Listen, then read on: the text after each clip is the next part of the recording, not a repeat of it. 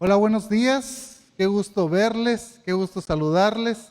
La verdad es hermoso ver la iglesia ya que estamos volviendo, ¿verdad? Y gracias a Dios por eso que podemos adorar el nombre de Dios, podemos cantarle, adorar su santo nombre. Qué gusto verles. Reciban un saludo a todos aquellos que nos están viendo desde casa también. Qué bueno que se pudieron conectar y que podemos juntos aprender de la palabra de nuestro Dios. Así que oremos a nuestro Dios pidiéndole de su bendición. Padre, gracias. Gracias, Señor, porque en tu misericordia, Señor, estamos aquí, Padre Santo. Listos a escuchar tu palabra, que tu Santo Espíritu hable a nuestro corazón, a nuestra mente, que tu Santo Espíritu, Señor, pueda hacer los cambios significativos en nuestra vida. Así que, Padre, que tu Santo Espíritu se mueva en medio de nosotros, Señor. Padre, que la predicación del día de hoy tenga algo que ver conmigo, Señor. Tenga algo que ver con mis oyentes, Padre Santo. Tiene algo que ver con tus hijos, Padre, por favor. Señor, sácanos diferentes a como hemos entrado. Por Jesucristo oramos. Amén. ¿Qué hacemos, hermanos, cuando estamos desesperados, queriendo buscar una solución en nuestra vida, a la crisis que estamos viviendo en este momento? ¿Qué hacemos? ¿Qué podemos hacer? ¿Qué podemos hacer cuando sentimos que el agua nos llega, ya pasó el cuello, ¿verdad? Y sentimos que el agua nos está cada vez ahogando un poco más, ¿verdad? ¿Qué hacemos? ¿Qué soluciones damos? ¿A quién acudimos? Esas son preguntas que debemos de contestarnos. Pero ojalá que no nos pase como al rey glotón. No sé si conoce la historia del rey glotón. Aquel rey glotón que le gustaban los dulces, le gustaba el postre, ¿verdad? Le gustaba que siempre hubiese un postre diferente porque le encantaba lo dulce. Y ya tenía al pobre chef, ¿verdad? Cansado y diciendo, ¿y ahora qué le voy a hacer al rey que siempre me pide un postre diferente, ¿verdad? Y dice el chef, ya sé, voy a hacer el mejor postre del mundo para que ya no me vuelva a pedir otro postre. Que ese sea el deleite, ¿verdad? Que ese postre sea lo que le va a convencer. Y dice que se esmeró el chef, ¿verdad? Hizo el postre, se lo presentó al rey. Pero ese postre estaba tan dulce, que empezaron a salir los ratoncitos. Le llamaban la atención a los ratoncitos, ¿verdad? Y de repente el palacio se llena de ratones. Entonces hay un problema. ¿Qué hacemos con los ratones? Dijo. Bueno, pues los ratones, le dijo un consejero, huyen con los gatos. Traigamos gatos. Pues bueno, trajeron gatos, ¿verdad? Se inundó el palacio de gatos y de repente ya el problema no eran los ratones, ahora eran los gatos, ¿verdad? ¿Y qué hacemos para que los gatos se vayan? Empezaron a aruñar, empezaron a hacer cosas, ¿verdad? Pues dice un consejero, los gatos huyen por los perros. Traigamos perros, pues, e inundaron el palacio con perros y trajeron tantos perros, ¿verdad? Que usted si tiene perritos, usted sabe que los perritos hacen sus necesidades, ¿verdad? Entonces el palacio empezó a oler ya un poquito mal. Entonces dijo el rey, tenemos un problema. El problema es que tenemos demasiados perros. ¿Qué hacemos con los perros? No, pues, dice un consejero, nosotros lo que yo me he enterado es que los perros huyen cuando hay un tigre. Pues traigamos tigres. Y llevaron tigres, inundaron el palacio de tigres, ¿verdad? Pero pues toda la gente le tenía miedo a los tigres, nadie quería salir, nadie. Entonces dijo el rey, tenemos un problema, tenemos demasiados tigres. Y otro consejero dijo, ya sé. Los tigres se van cuando entran los elefantes, porque le tienen miedo a los elefantes, ¿verdad? Entonces traigan todos los elefantes que puedan. Pues trajeron a todos los elefantes, ¿verdad? Usted se imagina un palacio lleno de elefantes. Entonces dijo el rey, tenemos un problema. El problema es que tenemos demasiados elefantes. ¿Y cómo sacas un elefante de ahí? Y dijo un consejero, los elefantes le tienen miedo a los ratones. ¿Se da cuenta? Muchas veces pensamos que el problema que tenemos es tan grande que no sabemos ni cómo solucionarlo, no sabemos ni qué hacer con el problema que tenemos. Y muchas veces queremos dar soluciones rápidas, simples, y como hijos de Dios nosotros dejamos de hacer cosas importantes, ¿verdad? Muchas veces, como este rey, queremos que nuestros problemas se solucionen y buscamos la manera más fácil para que nuestros problemas se acaben, sin darnos cuenta que muchas veces las soluciones están tan sencillas, solamente es clamar a nuestro Dios y pedir su ayuda. Tenemos tan a la mano a Dios, hermanos, que se nos olvida. Tenemos tan a la mano a Dios que decimos, Dios no se va a interesar por esas cosas. Es que debe ser un gran problemota el que yo lleve delante de Dios. Pero estos problemitas chiquitos yo los soluciono, yo veo cómo solucionar todo esto. Yo quiero que me acompañen a Marcos, seguimos estudiando el Evangelio de Marcos. Hoy nos toca, hermanos, un pasaje antes de la entrada triunfal. O sea, Jesús ya perfilándose hacia Jerusalén y va a pasar por una ciudad. Ahorita vamos a ver la ubicación de la historia. Va a pasar por una ciudad llamada Jericó. Y cuando viene a tu mente este pueblo, esta ciudad Jericó, deben de venir dos cosas a tu mente rápido. Número uno, la conquista, ¿no es cierto?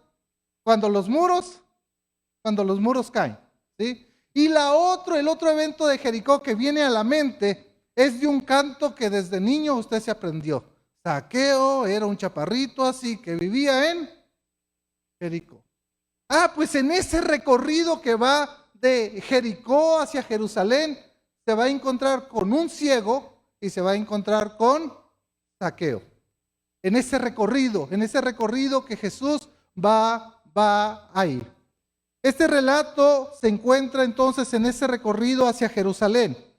Ahora va pasando por Jericó, a unos cuantos kilómetros de Jerusalén.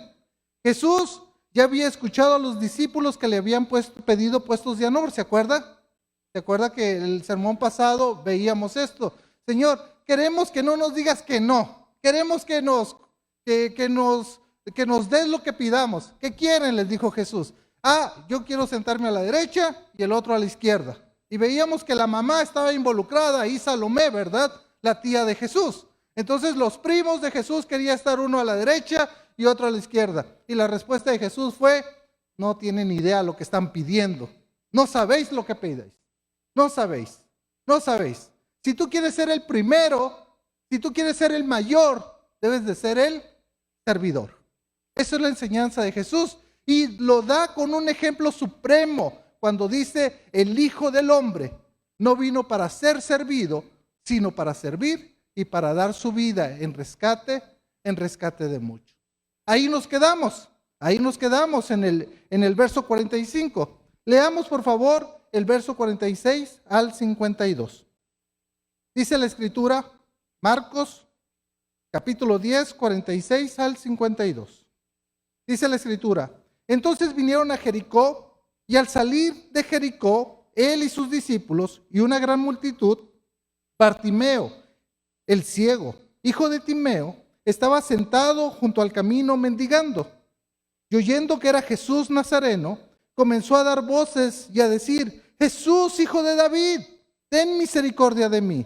Y muchos le reprendían para que callase, pero él clamaba mucho más, Hijo de David, ten misericordia de mí.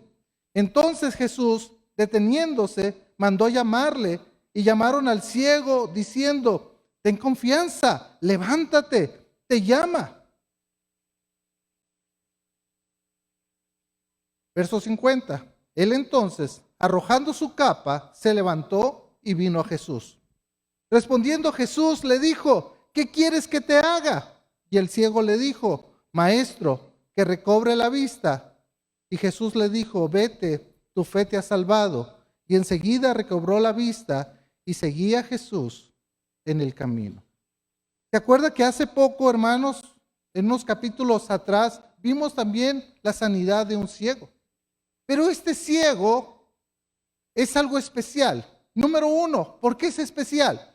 Porque se le reconoce con un nombre, Bartimeo, el ciego Bartimeo. Algunos estudiosos piensan que esta palabra es una palabra aramea. Bar quiere decir hijo de Timeo, Bartimeo, hijo de Timeo. Algunos dicen que no era su nombre propio, pero así era conocido. Algunos dicen que sí, que era su nombre propio. Pero sabe, este texto, esta narrativa, no está fuera del contexto que hemos venido viendo. Por ejemplo, si hacemos una comparación de esta narrativa del ciego con la predicación de nuestro hermano Giovanni, ¿se acuerdan que Giovanni habló sobre el rico, el joven rico? ¿Recuerdan? Estos dos personajes encuentran a Jesús en el camino. O sea, va caminando Jesús, llega el joven rico. Va caminando Jesús y ahí está Bartimeo. ¿Ok? Estos dos personajes tienen una necesidad específica. El joven rico quería seguir a Jesús, pero no estaba dispuesto a dejar nada. Bartimeo él tenía una necesidad específica. Él era un ciego. El joven rico le dijo, te voy a seguir. Jesús le dijo, vende todo lo que tienes y dalo a los pobres. Bartimeo dejó su capa. Vamos a ver qué era su capa, ¿verdad? Dejó su capa para ir con Jesús. Y Bartimeo le siguió, adorando a Dios. Pero no solamente tiene que ver con el joven rico esta historia, también tiene que ver con la historia que vimos el domingo pasado. Mire, vaya por favor a Marcos 10:36. ¿Se acuerdan que los discípulos Jacobo y Juan le dijeron, Señor, quiero que nos hagas lo que te pidamos? Y Jesús le dijo, ¿qué quieres que haga? ¿Te da cuenta esa pregunta que dice, ¿qué quieres que os haga? Verso 36. Es la misma pregunta que hace en el verso 51. ¿Qué quieres que te haga? Solamente que una es en plural, porque son varios, y la otra es en singular, porque es el ciego. ¿Te da cuenta? ¿Qué quieres que te haga? Pues los discípulos dijeron, nosotros queremos que me pongas a la derecha y a la izquierda. Y Jesús le dijo, no tienes idea de lo que estás pidiendo. ¿Sí? Y este ciego va a hacer una petición acorde a su necesidad. Por eso es importante, hermanos, entender que estos relatos que aparecen en la Escritura no son que aparecen solamente por ahí. No, tiene que ver con una idea del escritor, en este caso Marcos, que viene dando un mensaje viene dando, y la idea es que esta historia va a cuadrar muy bien con toda la narrativa del Evangelio de Marcos. Esta historia quiere enseñarnos algo, hermanos, a que busquemos a Dios implorando su justicia, no importando cuál sea tu necesidad o cuán desesperados nos encontramos, por lo cual tenemos que ir viendo entonces la historia. Comencemos ubicando esta historia, hermanos. Dice el verso 46, entonces vinieron a Jericó y al salir de Jericó, él y sus discípulos y una gran multitud. Si usted lee Mateo, el pasaje paralelo, se va a dar cuenta que está de acuerdo con Marcos, que iban saliendo de Jericó. Pero si usted lee Lucas, dice que llegando a Jericó. Entonces uno dice, bueno, ¿salieron o llegaron? ¿No es cierto? Es lo que uno empieza a decir. Bueno, ¿salieron o llegaron?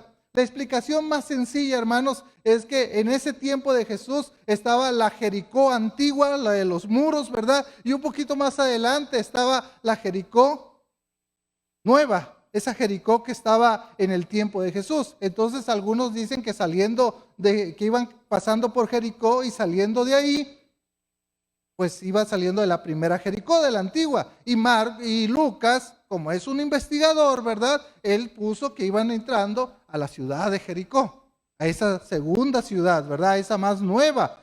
Pasa igual, ¿no? Cuando vamos a un lugar y están solamente las ruinas de un lugar y el pueblito lo hicieron más adelantito, pero sigue teniendo el mismo nombre. Por ejemplo, allá en mi tierra, en Hermosillo, tenemos Quino Nuevo y Quino Viejo. Imagínense. Quino Viejo es una playa bonita, ¿verdad? Pero ahí está el pueblo, ahí está todavía la gente que vivía desde hace tiempo, pero Quino Nuevo ya es algo turístico, bonito, ¿verdad? Entonces uno no quiere ir al viejo, quiere ir al nuevo, a vacacionar, a estar ahí. Lo mismo pasa con esta Jericó. Entonces dice aquí en la ubicación de la historia, hermanos, dice que van caminando por Jericó. Y dice que va Jesús, él y sus discípulos y una gran multitud. Recuerde que Jesús va perfilado hacia Jerusalén. Jesús tiene en claro lo que va a pasar. Jesús tiene en claro que es necesario llegar a Jerusalén porque va a comenzar el sufrimiento de él. Ahí va perfilado, va listo a Jerusalén. Y en eso pues va sus discípulos y una gran multitud le va siguiendo.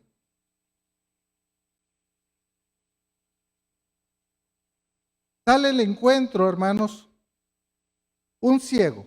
Dice el verso 46, la parte segunda, dice, Bartimeo, el ciego, hijo de Timeo, estaba junto al camino mendigando.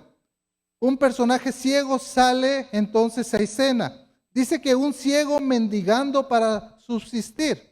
Ustedes deben de recordar que cualquier discapacidad que hubiese en ese tiempo, y en especial la ceguera, era considerado como una maldición de Dios. Era considerado como si algo hubiese pasado. Recuerden a Job, cuando a Job le vino todas esas desgracias, los amigos de Job que dijeron, confesa tu pecado, ¿verdad? Confesa tu pecado porque algo estás escondiendo. Entonces se pensaba que un ciego, algo había sucedido. Y podemos entender ese pensamiento, mal concepto que tenían, porque en Juan capítulo 9 hay una historia también de un ciego, que los discípulos le preguntan a Jesús, ¿quién pecó? ¿Él o sus padres? ¿Quién fue el que pecó? ¿Se acuerdan? Y Jesús va a ser una buena oportunidad para explicar que no tiene nada que ver con pecado. Que esa persona estaba ciego desde el nacimiento solamente para mostrar el poder de Dios a la persona y a los que iban a ver todo ese milagro. Muchas veces la enfermedad, hermanos, tiene que ver para que nosotros también veamos el poder de Dios en nuestras vidas. El poder de Dios en nuestras vidas. Y usted puede ser un testimonio claro de cómo Dios lo ha salvado, de cómo Dios lo ha curado. A lo mejor usted es un testimonio viviente de decir, Dios a mí me ha sanado. Y vemos el poder de Dios. Y podemos decir, realmente Dios es poderoso, ¿verdad? Entonces vemos aquí a un ciego que lo único que podía hacer para subsistir era mendigar. Era depender de la generosidad de otra persona o depender de la conciencia, ¿verdad? Porque si venían peregrinos caminando hacia Jerusalén y veían al ciego, pues me voy preparando para estar con mi Dios, ¿verdad? Ahí te va una moneda. Voy tranquilizando también mi conciencia un poco. A lo mejor gente de buen corazón les daba y ahí estaba, mendigando el ciego. Pero también un necesitado eleva su voz para ser escuchado. Mire lo que dice el texto, verso 47. Y oyendo que era Jesús Nazareno, comenzó a dar voces y a decir, Jesús, hijo de David, ten misericordia de mí. Literalmente el texto dice que comenzó a gritar o a hablar muy fuerte. Y muchos le van a reprender y le van a decir, cállate, ya no estés gritando, ¿verdad? Pero el ciego va a gritar mucho más fuerte. Vea conmigo el verso 48. Y muchos le reprendían para que se callase, pero él clamaba mucho más. Hijo de David, ten misericordia de mí. Un grito de desesperación, hermanos. Un grito de saber que la oportunidad para este ciego iba pasando ahí, porque Jesús estaba pasando ahí. Un grito de desesperación de esta persona, decir, Él es el único que me puede ayudar. Él es el único que puede ayudarme. Dice el verso 47, y oyendo que era Jesús Nazareno, tal vez alguien le dijo, tal vez él preguntó, ¿quién va pasando? ¿Por qué tanta bulla? ¿La peregrinación ya empezó o qué? No, es Jesús el Nazareno. Y por lo general cuando la Biblia menciona a Jesús el Nazareno, no es algo bonito, es algo despectivo. Recuerden nomás a Natanael que dijo, ¿de Nazaret puede salir algo bueno? ¿Sí? Es Jesús, aquel Nazareno, aquel que dice ser Dios, aquel que dice hacer tantos milagros. Ese es. Y dice que empezó a clamar, que empezó a gritar, que empezó a decir, Jesús, hijo de David, ten misericordia de mí. Me llama la atención algo en el texto original, en el texto griego. Primero aparece el título, hijo de David. Luego aparece Jesús, ten misericordia de mí. ¿Por qué? Porque es importante este título que aparece aquí. Porque él sabía quién era Jesús. Sabiendo quién era Jesús, el hijo de David. ¿Sabe que segundo libro de Samuel, capítulo 7, se habla del descendiente de David, que su trono sería para siempre? Y ellos, los judíos, cuando hablaban del hijo de David, eran por dos cuestiones. Cualquier israelita que le podían decir, es que nosotros somos hijos de David, o reconociendo que de ese que habló Samuel era el Mesías esperado, el Cristo esperado. Yo, por lo que veo aquí en el texto, yo no veo que le esté diciendo, hey, hijo de David, como un israelita, como tú y como yo, ten misericordia de mí. No, él está diciendo quién es Jesús, el Mesías esperado, el ungido de Dios, el que puede sanarle, el que puede tener misericordia de él. Y la gente le empezó a decir, cállate, estás importunando, cállate. Porque es lo que hacemos, ¿no? Cuando vemos a un desprotegido, cuando vemos a una persona necesitada, por lo general es, escóndenlo por ahí, ¿verdad? Llévenlo por allá, por la otra puerta, hagan esto, lo otro. No. Cállate, le dijeron. Calla la boca. Eso es más del sentido del texto. Que no siga hablando, ¿verdad? Va a interrumpir, que calle. Pero él, ¿qué hizo? Gritó más fuerte. Él quería llamar la atención de Jesús. ¿Sabe que cuando estaba leyendo esto me venía a la mente aquella parábola de la viuda? ¿Se acuerdan de la viuda? Aquella que iba con el juez y le decía, hazme justicia. Y el juez, sí, y luego, hazme justicia. Hazme justicia, hasta que el juez dijo, bueno, ya, pues, hombre, a ver cuál es tu caso, ya. Y dice la Escritura, que así debemos de ser nosotros, perseverantes, hermanos, perseverantes. Yo creo que Bartimeo pudo haber dicho, es cierto, estoy gritando demasiado. No, él tenía una necesidad, y él sabía que Jesús, el hijo de David, podía ayudarle. Un grito de desesperación, hermanos, pidiendo misericordia. ¿Sabe que esa era la súplica típica de los afligidos?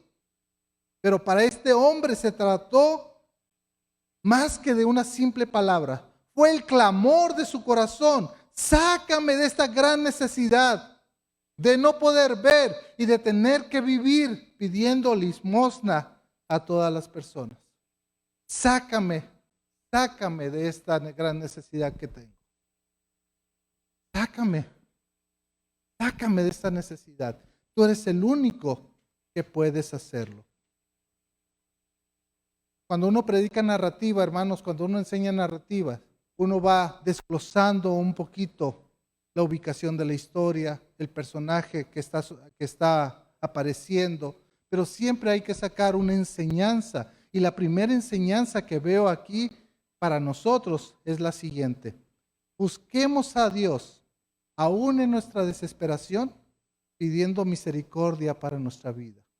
Busquemos a Dios, aún en nuestra desesperación, pidiendo misericordia para nuestra vida. Eso es lo que nos está retratando esta primera escena de esta narrativa. Sigamos entonces con la historia. Esta segunda parte, porque este pasaje se divide en dos partes, la que acabamos de ver, y ahora cuando Jesús lo va a mandar a traer, lo escucha y le va a sanar. Esta yo veo como un retrato, veo como una siguiente escena, y le he puesto un Salvador dispuesto a escuchar cuando se le busca. Un Salvador dispuesto a escuchar cuando se le busca. Mire lo que dice el verso 49. Entonces Jesús, deteniéndose, eso me llama la atención, deteniéndose. Imagínense la escena. Jesús caminando de Jericó hacia Jerusalén, ¿verdad? Caminando, y van los discípulos detrás de él, y dice que había una gran multitud. Y de repente un tipo gritando, Jesús, hijo de David, ten misericordia de mí. Y los que pasaban cerca, ya cállate, deja de importunar, ¿verdad? ¿Sí? Y de repente Jesús escuchó, Jesús, hijo de David, ten misericordia de mí. Y se detuvo. ¿Y qué pasa cuando alguien se detiene? Todos se detienen. Todos se detienen. ¿Sí? Todos se detienen. Y me encanta lo que dice esto, hermanos. Entonces Jesús, deteniéndose, mandó llamarle, y llamaron al ciego diciendo, ten confianza, levántate, te llama. Saben, hermanos, que cuando buscamos a Dios, Él se detiene para escucharnos. Él se detiene para escucharnos. Cuando usted anda en busca de Dios, Él se detiene para que usted pueda hablar con Él. Él está presto a escuchar. Dice el salmista que Él inclina su oído para escucharnos. A Él le interesa lo que nosotros tenemos que decirle. A los otros no, cállenlo. Desaparezcanlo, ¿verdad? Si se puede, ¿sí? Pero a Jesús no. Jesús tenía la intención de escucharlo. Y no solamente lo escuchó. Mire lo que dice la Escritura. Y llamaron al ciego. Mandó llamarle. ¿Se da cuenta? La atención total a Bartimeo. La atención total a él. Se detiene, tráiganmelo. Y yo no sé, hermanos, quién fue por el ciego, pero la actitud cambió, porque primero le decían, cállate. Y ahora le dice, ¿sabes qué? Te llama, ten ánimo, ten confianza, ¿verdad? Es lo que le está diciendo. Ten confianza, levántate, te llama, algo puede suceder, algo puede suceder. Ahora, este es de los últimos ya sanidades del Señor Jesús. Así en público, todo, ¿verdad? Vamos a ver más adelante que cuando en el arresto Pedro sacó la espada, ¿verdad? Y le cortó la oreja a Malco, ¿verdad? Y Jesús que se la puso. Sí, pero este es el último de los milagros de Jesús públicos, que están toda la gente, la multitud, ¿verdad? Es importante este milagro. ¿Sabe, hermanos? Cuando buscamos a Dios debemos de despojarnos de todo lo que nos da seguridad. Porque luego queremos buscar a Dios con nuestras cositas que nos da seguridad. No, despójate de todo. Es lo que va a hacer este hombre. Mire, entonces, versículo 50, él entonces, arrojando su capa, se levantó y vino a Jesús. ¿Qué importancia es su capa, hermanos?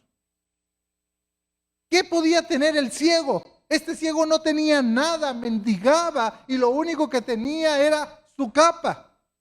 ¿Usted ha visto que cuando alguien pide limosna, algo, pone algo en el suelo? Hoy en día es un sombrerito, un bote de Coca-Cola partido, ¿verdad? Para que le echen ahí. Pues la capa para el ciego le servía de muchas cosas. Número uno, taparse, ¿sí? Le servía para el sol, que no pegara si él estaba en la calle pidiendo dinero. Le servía para el frío cuando hacía frío.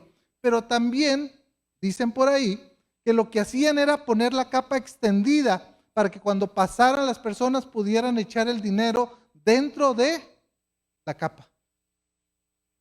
Y este hombre se despojó de lo más valioso que tenía, que era su capa. Haciendo un contraste con el joven rico. El Señor Jesús le dijo, deja todo lo que tienes, da todo lo que tienes y dáselo a los pobres. ¿Y el joven rico qué pasó? Eran muchas sus posesiones y no quiso, ¿verdad? Pero este hombre solamente tenía una capa. Sí, pero para él era lo que el hombre rico tenía, todo lo que tenía. Para él su capa era su protección, era donde echaban su dinero, era todo lo que tenía. Era todo lo que tenía. Por eso cuando busquemos a Dios debemos despojarnos de todo lo que nos da seguridad. Cuando buscamos a Dios, hermanos, sabemos cuál es nuestra necesidad. Mire lo que dice el verso 51. Respondiendo Jesús le dijo, ¿qué quieres que te haga? ¿Qué quieres que te haga? ¿Qué quieres que te haga? La misma pregunta a los dos discípulos, ¿verdad? ¿Qué quieres que que haga por ustedes? Yo quiero sentarme a la derecha y a la izquierda. No tenés idea de lo que pides. ¿Qué quieres que te haga? Le dijo a Bartimeo. Pues aquí está la respuesta, hermanos. Veamos. Y el ciego le dijo, Raboni, maestro. Me encanta cómo traduce la Biblia de las Américas este maestro, porque Raboni, como lo traduce, es un término no tan usado como rabí. Raboni es un poquito más allá el término. Entonces le está reconociendo. Es como en la resurrección. ¿Se acuerda que María dijo Raboni? Y siempre que aparece Raboni, no sé, no soy experto en griego, hermanos, pero pareciera ser que cuando aparece ese término tiene que ver con algo de la divinidad, algo así. No sé, por eso les digo. Pero aquí aparece Raboni, maestro. Le dice, mi petición es clara. ¿Cuál es la petición? Que recobre la vista. Derecha, izquierda, posesión, poder. El Hijo del Hombre no vino para ser servido, sino para servir. Sirviendo a un ciego que lo único que pide es algo, una necesidad real. Estoy ciego, necesito ver. Lo que me encanta, hermanos, es que cuando Jesús va a hacer el milagro, no solamente hay una transformación de sus ojos, sino va a ser una transformación de toda la persona. Veamos, cuando buscamos a Dios, escuche bien, Él mira nuestra fe. Él mira nuestra fe. Versículo 52. Y Jesús le dijo, vete, tu fe te ha salvado. ¿Qué le salvó? Tu fe. Pero debemos de tener cuidado aquí, hermanos. Tu fe te ha salvado. Es que el hombre había puesto la fe en el lugar correcto. Tenía la fe correcta en el lugar correcto. Y en el lugar es en la persona de ¿quién? De Jesús. En la persona de Jesús. Señor, yo tengo fe. Ajá. Sí, qué bueno. ¿En quién la tienes? Luego dudamos, ¿no es cierto, hermanos? Es que sí creo, pero no sé. Es tan grande mi problema, mi desesperación es tan grande que no sé. ¿Será que Dios puede? ¿Será? Este hombre no tenía otra alternativa, hermanos. Este hombre, la única alternativa era Jesús en ese momento. Dame la vista. Jesús le dijo, vete, tu fe te ha salvado. ¿Y por qué lo corre? ¿Por qué le dice vete? Porque ahora, cuando él va a tener la sanidad, él ya no va a depender de nadie para moverse. Ni de un bastón, no sé si había, ni un perro guía, ¿verdad? Ya no va a depender de una persona que lo lleve. Ahora él va a poder caminar e ir sin ningún problema. Independencia, hermanos. Va a ser independiente ya. Esa es la transformación que hace Jesús. Dice la Escritura, y enseguida recobró la vista y seguía a Jesús. porque cuando buscamos a Dios, hermanos, Él contesta conforme a su voluntad. Mire estas palabras: vete, tu fe te ha salvado. Y enseguida recobró la vista y seguía a Jesús.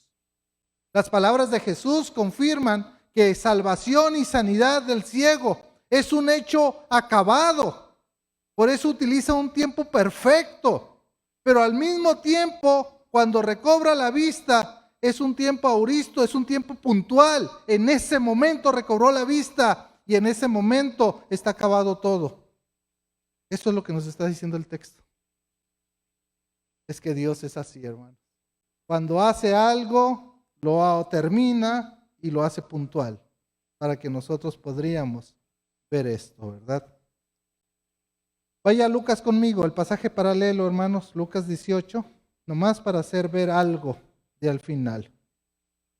Lucas 18, el versículo 42 y el 43. Es el pasaje paralelo. Lucas capítulo 18, 42 y 43. Jesús le dijo: recíbela. O sea, recuerde lo que le pidió, ¿verdad? Que reciba la vista. Recíbela, le dice. Tu fe, salud, tu fe te ha salvado. Verso 43. Y luego vio y le seguía. ¿Se da cuenta? Es que eso es un discípulo de Jesús. El discípulo de Jesús es el que sigue a Jesús, pero no solamente lo sigue. Mire lo que dice la Escritura. Dice, y le seguía ¿cómo? Glorificando a Dios. Es que eso es lo que hace el discípulo de Jesús. Le sigue, pero todo lo que hace es para su gloria, es para la gloria de Dios. Dice que iba glorificando a Dios. Y escuche lo que dice Lucas. Y todo el pueblo, cuando vio aquello, ¿qué pasó? Dio alabanza a Dios. O sea, ¿se acuerdan? ¿Quién pecó, Jesús? ¿Este o sus padres? No pecó. No. Esta enfermedad es ¿para qué? Para que todos se maravillen del poder de Dios. Esa es la idea, que todos se maravillen del poder de Dios. ¿Por qué ya no nos maravillamos, hermanos, del poder de Dios? ¿Por qué cuando oramos los viernes, que estamos orando en Conectados, y sana a una persona, ya no decimos como hermana Maya, dice, aleluya, gloria a Dios, ¿verdad? ¿Sí? Ah, qué bueno, Dios te bendiga. No nos asombramos ya, hermanos, no nos maravillamos el tener la comida lista, el tener la provisión, el tener cómo moverse, el salir de la casa y llegar con bien. No nos maravillamos ya, hermanos. Ya vivimos en automático, ya no nos maravillamos. Pero aquí la gente se maravilló y dio alabanza a Dios. ¿Qué aprendemos en esta segunda sección, hermanos, para nosotros? Busquemos a Dios con fe, sabiendo que Él nos escucha y hará su voluntad en nuestra vida. Busquemos a Dios con fe, sabiendo que Él nos escucha y hará su voluntad en nuestra vida. Voy terminando, hermanos. Si Dios te preguntara en este momento, ¿qué querés que haga por ti? ¿Qué querés? ¿Qué quieres que haga por ti? ¿Cuál sería tu respuesta? ¿Qué querés que haga por ti? ¿Qué querés que haga por ti? ¿Te ha puesto a pensar? Si Dios me dijera, ¿qué quieres? ¿Qué quieres que haga por ti? Por lo general, nuestra respuesta sería, sáname, Señor. ¿Sí? Por lo general, nuestra respuesta sería, provéeme lo que te estoy pidiendo. Un poquito individualista, ¿verdad? Ayúdame a mí, ayúdame. Y está bien, porque si vemos que nuestro familiar está sufriendo, ¿qué vamos a pedir? Señor, levántalo, levántalo, por favor. Como el ciego, Señor, que recobre la vista, quiero ver. Y está bien, hermanos. No es pecado pedirle a Dios, levántame. No es pecado pedirle a Dios, dame la sanidad que necesito. No es pecado, hermanos, el poder decirle a Dios, provéeme esto que necesito en este momento. Pero muchas veces se nos olvida decirle a Jesús, Señor, yo quiero ser cada día como tú. Señor, yo quiero ser cada día como tú. Que ese debería ser el anhelo de cada hijo de Dios. Ser cada día como nuestro Maestro. Ser cada día como nuestro Dios, como Jesús. Algunas aplicaciones para nuestra vida, hermanos. Algo que me llama la atención es que en el ministerio de Jesús, no solamente el Señor Jesús se enfocaba en la salvación de su alma, eso es muy importante, sino también en la transformación del individuo, ayudarle. Este ciego ya no iba a mendigar, este ciego ya no necesitaba esa capa, ¿verdad? Este ciego ya estaba listo para entrar a la sociedad, después de ser rechazado, entrar a la sociedad. Yo creo que como iglesia, no estoy hablando de esta iglesia, sino como iglesia en general, nos hace falta ver a las personas de esa manera. Una transformación del individuo, de la persona. Muchas veces solamente le llevamos el evangelio y lo dejamos como está. No vemos por su bienestar completo. No vemos por cómo ayudarle a salir adelante a la persona. Y aquí vemos cómo Jesús se interesaba en ese punto. Todo discípulo debe de aprender a dejar algo. Su capa, una barca, ¿verdad? Como pasó con algunos de sus discípulos, sus posesiones. La pregunta es, ¿qué estás dispuesto a dejar por Jesús? Le dijo un hermano a mi esposa, dijo, ¿verdad? Pues no dice la Biblia, ¿verdad? Que el que no dejare esposa, hijos. No, tú estás huyendo de una realidad, le dije, ¿verdad? Sí, estás huyendo. Hermanos, ¿qué estás dispuesto? ¿Qué estás dispuesto a dejar por Jesús para seguirle? Y por último, hermanos, todos podemos lanzar un grito de desesperación en un momento de nuestra vida.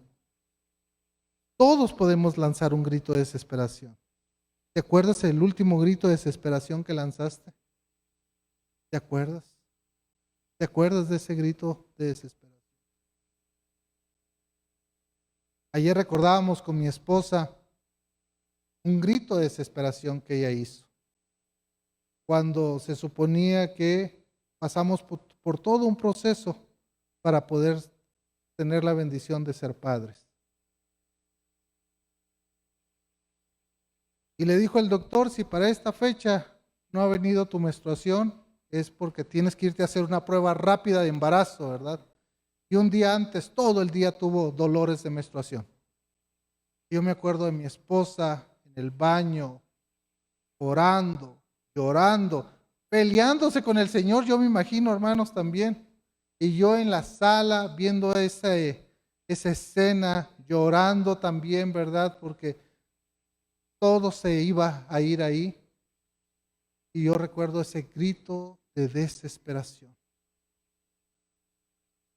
Y el Señor escuchó. Ahí está, mire, grandote. Se va a graduar del bachillerato, ¿verdad? Gritos de desesperación, hermano. Muchas veces. ¿Sabe? No son malos esos gritos de desesperación. Ten confianza, Dios te oye, Dios se acerca, Dios se inclina, te manda a llamar. Él está atento a tus necesidades. Habrá gente que te quiera callar, que te diga, es que no tienes fe, es que esto no es espiritual. Pero persiste, clama a Dios y Él te va a escuchar. ¿Qué quieres que haga por ti? Es la pregunta que Jesús quiere hacerte el día de hoy. Padre, gracias por tu palabra. Gracias, Señor, por poder exponer tu palabra con toda la libertad. Y gracias, Señor, por lo que nos estás enseñando el día de hoy. Ayuda a mis hermanos, Señor, que se encuentren con ese grito de desesperación, con esa agonía Bendice, Padre Santo, a mis hermanos, mis hermanas que no están bien de salud. Señor, dales la sanidad. Pero ayúdanos a nosotros, Señor, también a ser discípulos tuyos. Que cada día queramos ser más como tú. Que queramos ser como nuestro Señor Jesucristo. Gracias, Padre Santo. Por Jesucristo oramos. Amén. Dios les bendiga, hermanos.